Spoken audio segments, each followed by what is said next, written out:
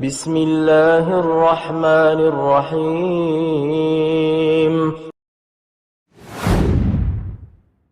Di tengah gemuruh medan perang dan deru pasukan yang bertempur demi kebenaran, ada satu nama yang menggema karena keberaniannya. Namanya adalah Al-Bara bin Malik, seorang sahabat Nabi Muhammad SAW yang dikenal sebagai prajurit paling nekat dan pemberani. Inilah kisah heroik tentang bagaimana ia menembus benteng musuh demi kemenangan Islam. Al-Bara dikenal sebagai sosok yang zuhud dan tidak tertarik pada dunia. Ia hidup sederhana, sering berpakaian compang-camping, rambut kusut, tubuh berdebu, namun jiwanya bersih, serta memiliki keimanan yang luar biasa dan doanya juga didengar di langit. Rasulullah Shallallahu Alaihi Wasallam pernah bersabda, berapa banyak orang yang rambutnya kusut, pakaiannya berdebu, tidak dipedulikan oleh manusia. Tetapi jika ia bersumpah atas nama Allah, pasti Allah mengabulkannya. Hadis riwayat Muslim. Para ulama menyebutkan, Al-Bara bin Malik termasuk di antara mereka. Setelah wafatnya Rasulullah Shallallahu Alaihi Wasallam, muncul banyak nabi palsu. Salah satunya adalah Musailamah Al-Kadzdzab yang memimpin pemberontakan besar di Yamamah. Maka Khalifah Abu Bakar Ash-Shiddiq mengirim pasukan besar yang dipimpin oleh Khalid bin Walid untuk menghancurkan kebohongan, menegakkan kebenaran.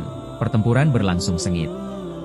Pasukan Musailamah bertahan di benteng yang sangat kokoh di Yamamah, dijuluki Hadqatul Maut, Taman Maut. Serangan demi serangan tak menembus gerbang sehingga pasukan muslim kesulitan menembus pertahanan pasukan musuh. Banyak sahabat gugur, termasuk Zaid bin Khattab, saudara Umar bin Khattab. Melihat situasi yang genting, Al-Bara bin Malik maju ke depan dan berkata kepada pasukan, "Angkat aku dengan tombak-tombak kalian dan lemparkan aku ke dalam benteng." Para sahabat terkejut. Itu sama saja dengan bunuh diri. Tapi Al-Bara bersikeras.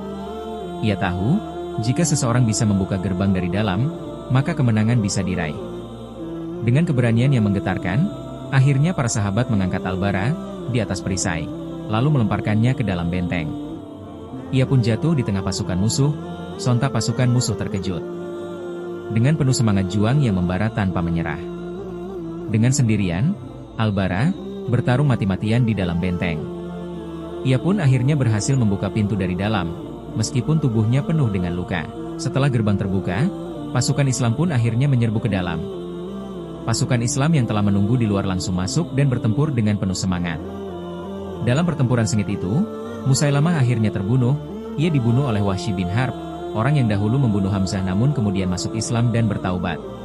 Dengan terbukanya benteng Yamamah, pemberontakan Musailamah berakhir. Kemenangan itu tidak lepas dari aksi heroik Al-Bara bin Malik. Setelah pertempuran, Al-Bara ditemukan dalam kondisi mengerikan. Tubuhnya penuh luka. Lebih dari 80 luka tombak, pedang, dan panah. Ia dirawat hingga sembuh.